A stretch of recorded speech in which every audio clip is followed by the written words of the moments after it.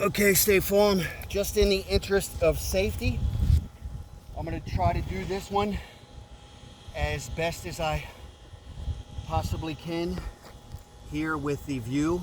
I've got the trusty roof snake. We have a shingle here that we must replace. And the first things first is I'm going to break the seal with the roof snake, try to find the seam of this shingle, and then once we find the seam, we'll know which direction to go to get the other nails out of this specific shingle. So first things first, we try to be as gentle as possible.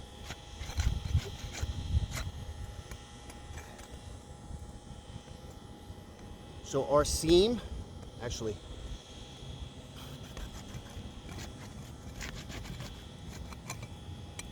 okay, got some pretty heavy mat transfer right there, by the way. So our seam to this shingle is right here. So want to show for that, which means we are now going to go this way. And this will be the shingle that we're removing, and then this will be 1, 2, 3, 4, 5, 6. And yep. Okay. So now that we've got the seam, I'm going to start going.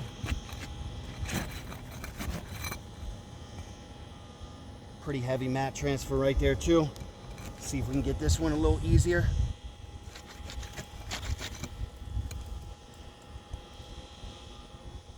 Pretty heavy. I'll document all that in a second.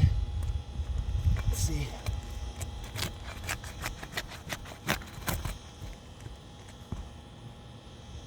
That's a little heavy.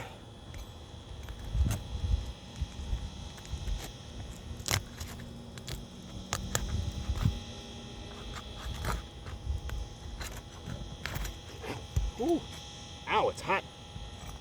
That's a pretty heavy amount of mat transfer that I'm going to show for, document.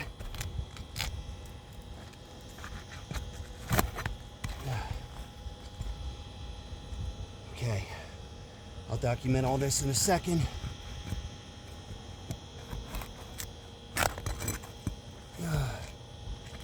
Same here, and 1, 2, 3, 4.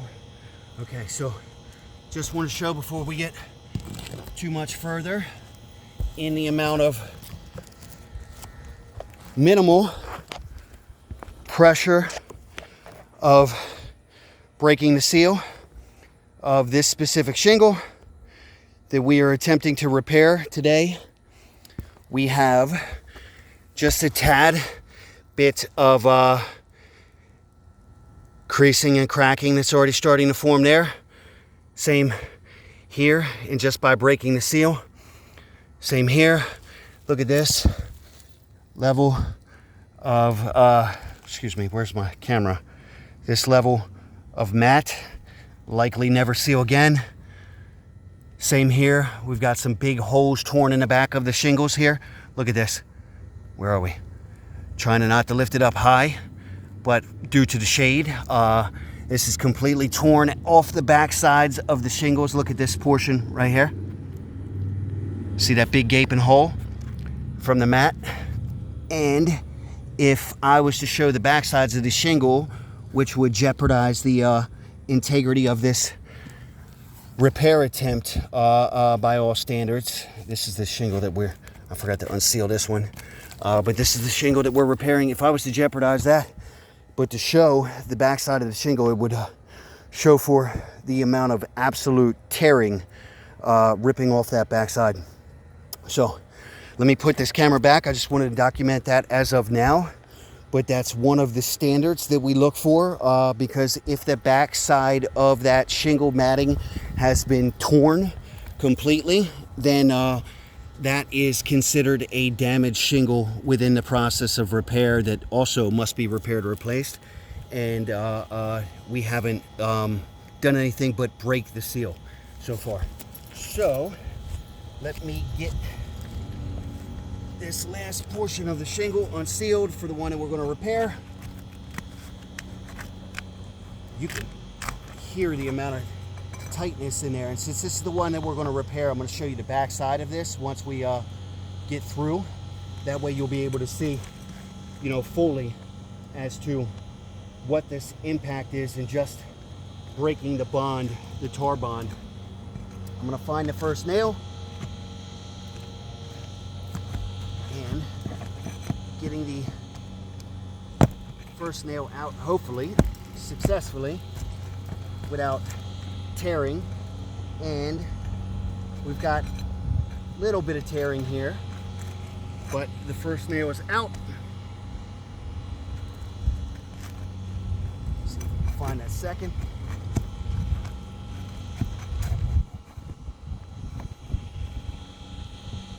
Come on, baby.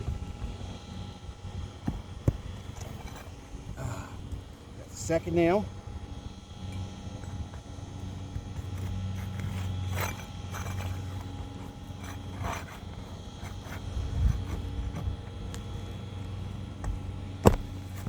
We've got the third.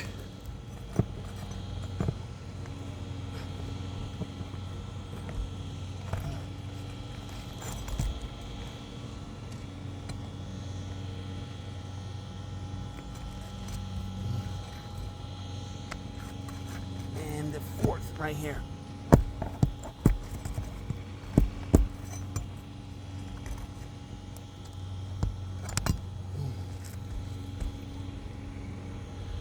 Okay, got a little bit more relevant creasing going on within these four that we broke the tar bond on, and then work to remove the nails with.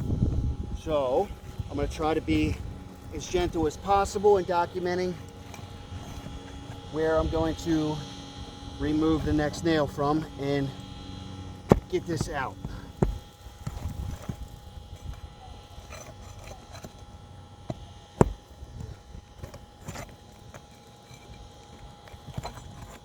Okay, so got the first nail from the first or second row. Where are we, baby?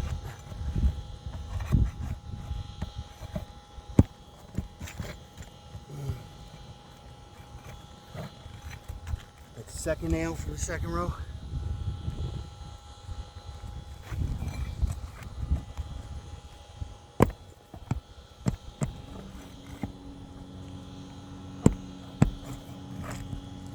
Third nail from the second row, and I'll start to document what's going on down here too once I get this shingle out. And where are we? There we are. Hopefully this is the last one.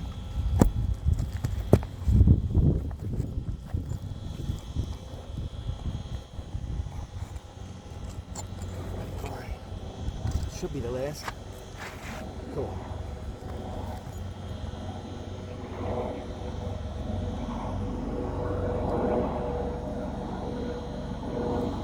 Okay, so we have successfully gotten this shingle removed, and I just want to show for a couple of the areas here first that show for quite a bit of ripping and tearing in the matting, which has obviously impacted the shingle above it on the backside. Rip that out. Have some pretty heavy mat transfer where that tar bond has delaminated. We've got multiple holes ripped out of this shingle itself just by breaking the tar bond. Cracking in where the nails have been removed, gently at that too, right? Cracking once again. Got a clear hole here. This is the wind damaged shingle that had been torn off.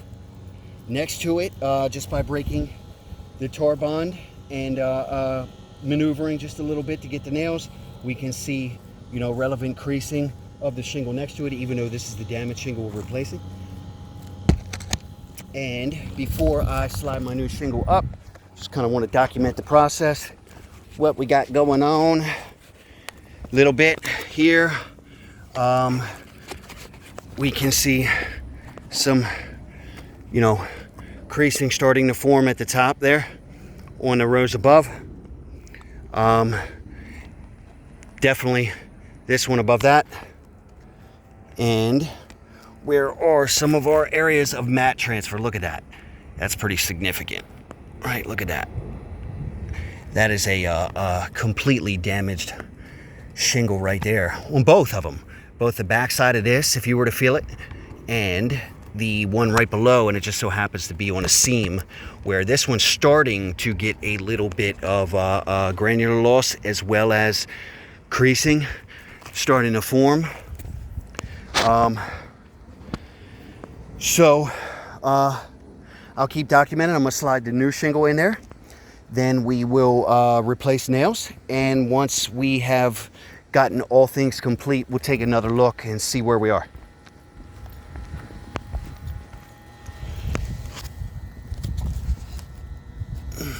Let's see, we can still see.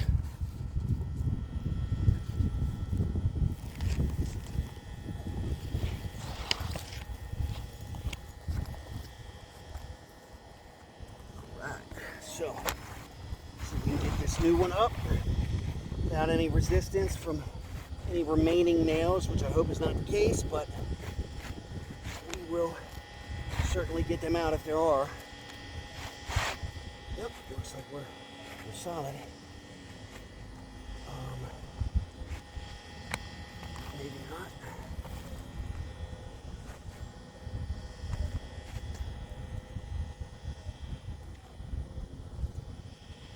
Okie dokie. So, nice and tight there. Get a couple nails out. And then we will get the first 2 or 3 in to secure it in place, and then we'll be able to move right through on the repair itself.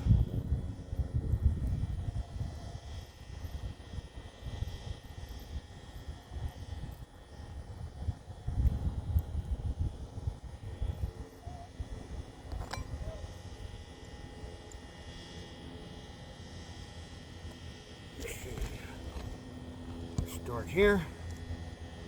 It's a good area to start.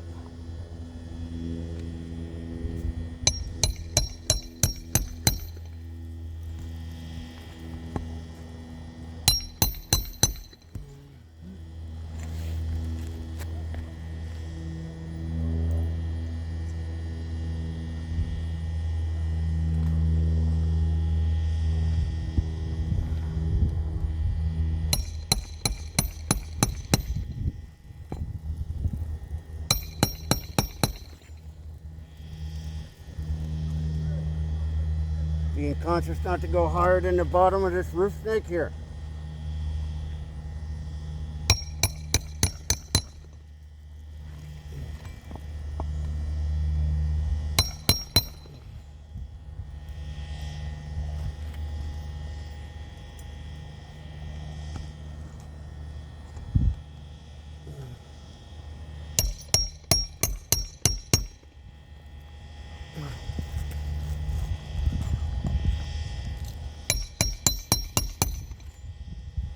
Okay, first row's in. Do got a little bit more to look at.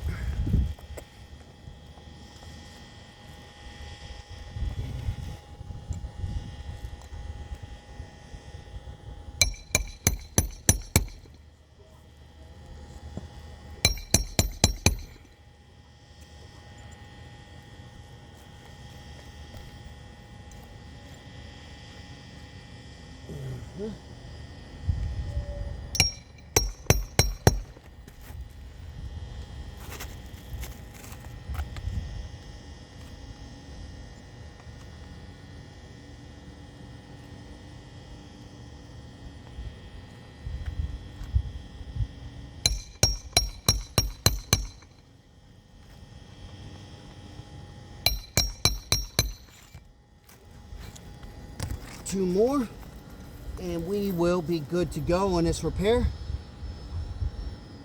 And we'll show for where we are.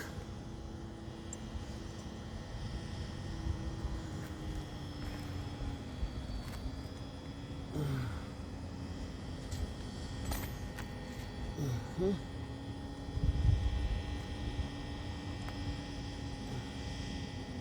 Come on. Get in there.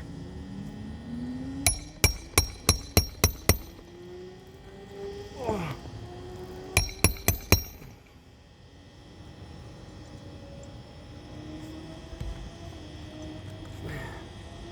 Come on, baby. Stay on there.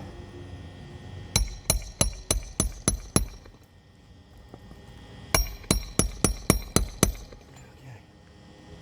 So.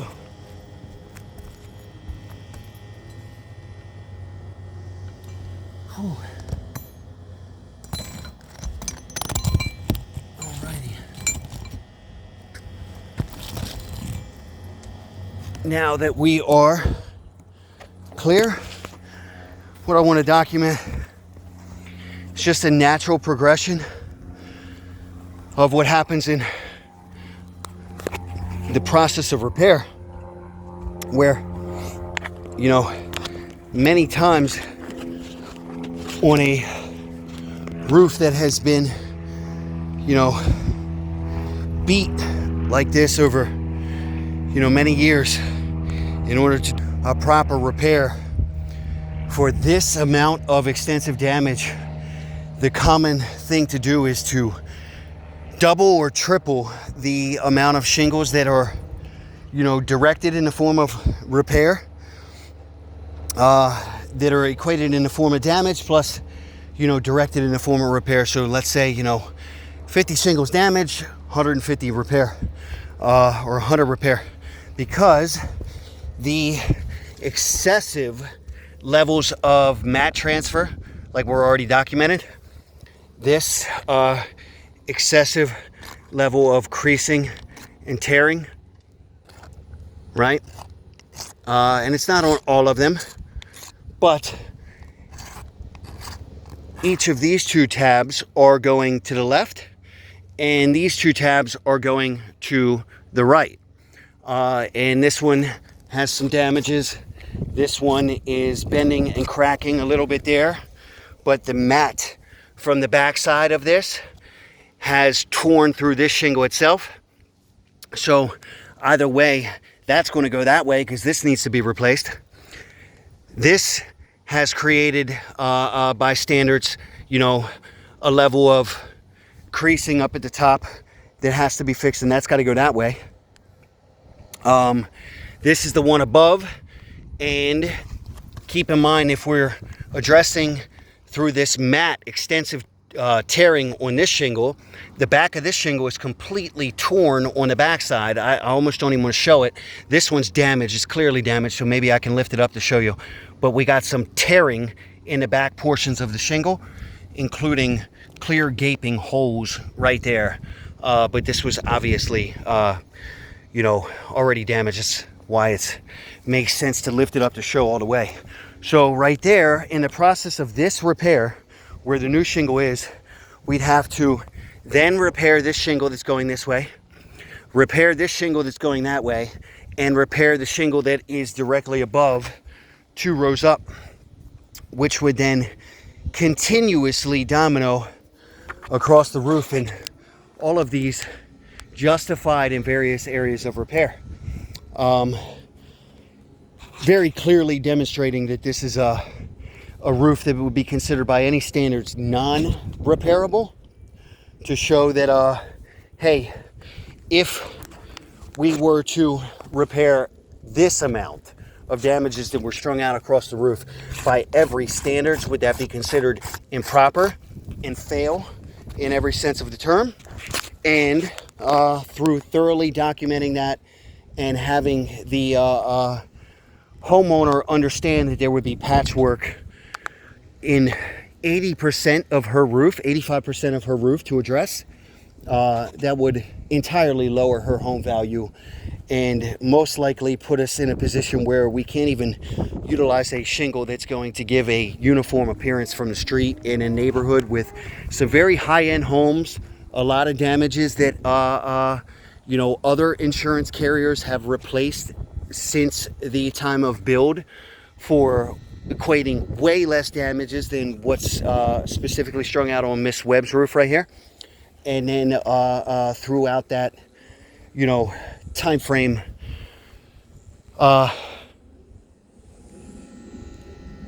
having this massive HOA that like literally drives around the neighborhood too. Point out the fact that, hey, a lot of these damages are on the front of the roof as well. That would be a very hard set thing to get patch jobs strung out all across the roof. But by any standard, this would be considered a failed attempt at a ATR here for the Webb family. We're going to submit all things, including an RLS, submit this shingle over to you guys to pick up, and then we will go from there.